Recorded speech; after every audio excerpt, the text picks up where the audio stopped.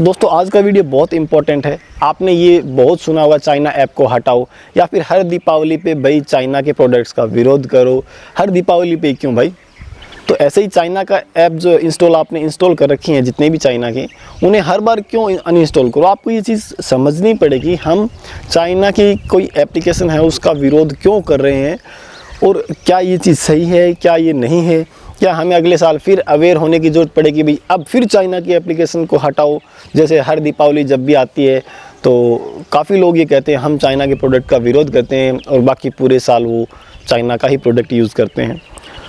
सो चीज़ समझने की बात यह है कि जब हम कोई चाइना की एप्लीकेशन हमारे फ़ोन में इंस्टॉल करते हैं, उसके दो एम होते हैं।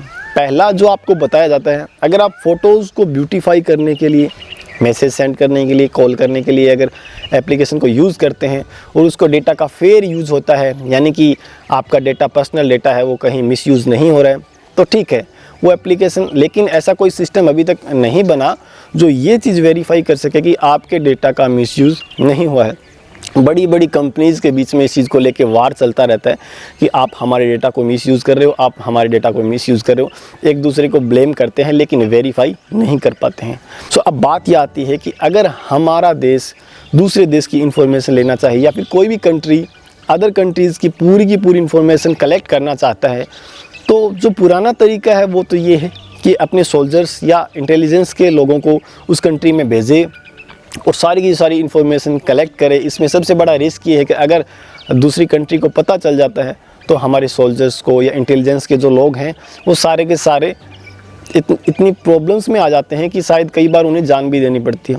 और सेकंड ऑप्शन आपके पास ये है कि आप अपनी कंट्री में बैठे सेफ़ गेम खेलते हैं। सेफ़ गेम यानी एक एप्लीकेशन बनाते हैं और वो दूसरे कंट्री में इतना ट्रेंड करती है, हर कोई उसे यूज़ कर रहा है, और उस एप्लीकेशन से आप वो सारा का सारा इन्फॉर्मेशन डेटा कलेक्ट कर रहे हैं जो आपको उस कंट्री में जाके कलेक्ट करना पड़ता। अगर एग्जांपल लें तो जैसे आप कोई भी एप्लीकेशन इंस्टॉल करते हैं तो वो आपसे परमिशंस मांगती है। उन परमिशंस का क्या मतलब है? उस परमिशन का मतलब ये है कि आपका फ़ोन का जितना भी डेटा है वो सारा हम यूज़ करेंगे भाई, यूज़ करेंगे, नहीं तो हमें उस चीज़ का एक्सेस चाहिए, हम उस पर कुछ भी कर सकते हैं। कुछ भी यानी कि हम उसको फेयर यूज़ के लिए, बोलने के लिए तो यही बोला जाता है कि हम उसका फेयर यूज़ करेंगे, यानी सही काम में लेंगे। अगर उसका मिसयूज़ भी होता है तो आप उसे वेरीफाई नहीं कर सकते हैं, न ही उसे जांच सकते हैं। तो जब भी कोई एप्लीकेशन ऐसा काम करती है अनफेयर वाला, तो वो क्या करती है, अपने फ़ोन का डेटा जो है वो हमारे फ़ोन का मान ले तो वो डेटा लेती है, उसको इनक्रिप्ट करती है। इनक्रिप्ट करने के बाद उसे अपने सर्वर पे लेते हैं। जो सर्वर मोस्टली आप समझ सकते हैं, चाइना की अगर एप्लीकेशन है तो उसका सर्वर कहाँ होगा? इंडिया में तो होगा नहीं, ऑब्वियस बात है कि वो चाइना में होगा। अब उनके पास वो डेटा चला जाता है। उसके बाद अगर एप्लीकेशन का काम ये है किसी को मैसेज सेंड करना, तो वो उसे फॉरवर्ड कर देंगे। अगर उसे मैसेज सेंड करने का काम नहीं है, कोई ऐप को ब्यूटीफाई करने का है, तो वो वापस डेटा हमारे फ़ोन में आ जाता है। अब ये मान लीजिए जिस कंट्री में सर्वर होते हैं सारा का सारा डेटा वहाँ तो रहेगा, एज ए बैकअप रहेगा, इसमें कोई शक की बात नहीं है। और जो बात है इनक्रिप्शन की, या तो वो एप्लीकेशन ही उसे डिक्रिप्ट कर सकती है, या फिर जो सर्वर जिनके पास है, जिनकी कंपनी है, जिनके पास उसकी है डेटा को डिक्रिप्ट करने की, वो यूज़ कर सकती है।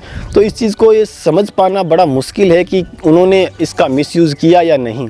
लेकिन हमें इस चीज़ के लिए सावधान तो रहना ही पड़ेगा कि हमारे कंट्री का जितना भी डेटा है वो हमारे एनिमी कंट्री जो भी हैं उसके पास तो कम से कम नहीं जाए। तो इसलिए हमें चाइना के जितने भी एप्लीकेशंस हैं उन सबको हटाना चाहिए। मैंने आपको ये बता देता हूँ कि आप कैसे अपने फ़ोन में जो इंस्टॉल्ड ऐप है उन्हें चेक कर सकते हैं, कैसे हटा सकते हैं। तो इसके लिए आपको सिंपली क्या करना है, ना ऐप है, मैं लिंक डिस्क्रिप्शन में दे दूँगा आपके, तो उसको आपको क्या करना है, उसको इंस्टॉल करना है, और उसमें एक स्कैन का बटन होता है। तो बस आपको सिर्फ स्कैन पे क्लिक करना है, और स्कैन जैसे ही करते हो आप, आपके फ़ोन में ऐसे शो हो जाएगा कि आपके फ़ोन में कौन सी एप्लीकेशन इंस्टॉल है। अब बात करते हैं कि MI रिमोट। तो आप बताएं कि MI रिमोट कितने लोगों के फ़ोन में इंस्टॉल है? ऑलमोस्ट हर MI के फ़ोन में है। सेकेंड चीज़ आती है टिकटॉक। इसके तो डिस्कस करने की ज़रूरत ही नहीं है, हर व्यक्ति के फ़ोन में टिकटॉक है। हर व्यक्ति की, यानी जो भी यूथ हैं, जवान हैं, अब उन्हें इस चीज़ से मेरे हिसाब से कोई फ़र्क नहीं पड़ रहा है कि टिकटॉक हमारे डेटा का क्या यूज़ कर रहा है। वो तो बस यही समझ रहे हैं कि ये एक वीडियो प्लेटफॉर्म है। सेकंड है इसमें कैम स्कैनर। जिस मुद्दे की मैं बात करना चाहता हूँ वो ये है कि कैम स्कैनर, ठीक है, कैम स्कैनर चाइना की ऐप है। अगर आप कोई गवर्नमेंट ऑर्गेनाइजेशन से जुड़े हुए हैं या प्राइवेट से भी, तो आप ये चीज़ तो ज़रूर जानते होंगे कि कैम स्कैनर से 90% से 80-90% जो डॉक्यूमेंट है आज के टाइम कैम स्कैनर से ही स्कैन हो रहे हैं। अगर उस डेटा का मिसयूज़ होता है तो आप ये चीज़ जान सकते हैं कि हमारे देश के कितने इम्पोर्टेंट डॉक्यूमेंट कोई कैसे यूज़ कर सकता है। अगर इस इंफॉर्मेशन का मिसयूज़ होता है तो उसका कितना बड़ा नुकसान हमें या किसी व्यक्ति को या किसी कंट्री को उठाना पड़ सकता है। सो ये एक बहुत बड़ा गेम है डेटा का। डेटा कलेक्ट करने के लिए एप्लीकेशन को डेवलप किया जाता है, चाहे किसी कंपनी से मान लो, चाहे किसी कंट्री से मान लो। अगर किसी कंट्री को भी ये काम करना होगा तो वो यही बोलेगी कि आप एक ऐसी ऐप डेवलप करो जो लोगों को लगे कि हाँ बहुत काम की है, हर कोई उसे इंस्टॉल करे अपने फ़ायदे के लिए और फिर हमें वो सारा का सारा डेटा लाके दे जो हमें चाहिए। तो ये एक बहुत ही आसान, सबसे सुरक्षित और कम कॉस्ट वाला तरीका है। इसलिए ये भी हो सकता है कि जो कंपनीज़ हमें दिखाई देती हैं कि भाई ये एप्लीकेशन उस कंपनी की है, तो ज़रूरी नहीं कि वो कंपनी सिर्फ इस ऐप के लिए ही खड़ी है। उसे इस्टेब्लिश किया गया हो सकता है कि गवर्नमेंट के द्वारा, गवर्नमेंट ने उस कंपनी को सेटअप डाला हो, एप्लीकेशन उसे डेवलप कराई हो, ताकि हमारी जैसी जनता तो ये देखे कि ये एप्लीकेशन उस कंपनी की है और उस कंपनी के पीछे खड़ी है गवर्नमेंट जो उस डेटा का यूज़ कर रही है।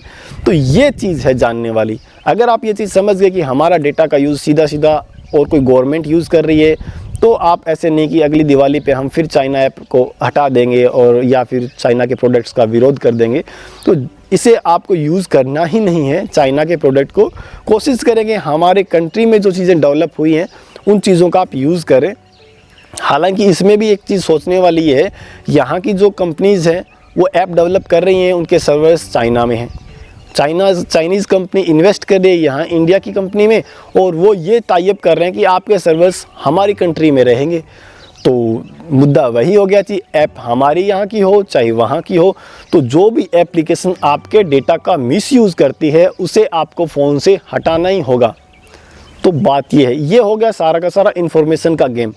इन्फॉर्मेशन की कीमत आपको पता है कि आज के टाइम इन्फॉर्मेशन सब कुछ बदला जा सकता है। काफ़ी साउथ की मूवीज़ में भी आपने देखा होगा कि इन्फॉर्मेशन इज़ द पावर। तो इन्फॉर्मेशन वाकई में बहुत ज़्यादा इम्पोर्टेंट है और किसी कंट्री के साथ अगर रिश्ते ख़राब हो रहे हों, माहौल ख़राब हो, तो वो इन्फॉर्मेशन सामने वाले के लिए एक हथियार का ही काम करती है। अब सेकंड ऑप्शन आता है कि हमें चाइना ऐप क्यों हटाना चाहिए। पहली चीज़ इन्फॉर्मेशन, सेकंड है रेवेन्यू शेयर्स यानी कि पैसा।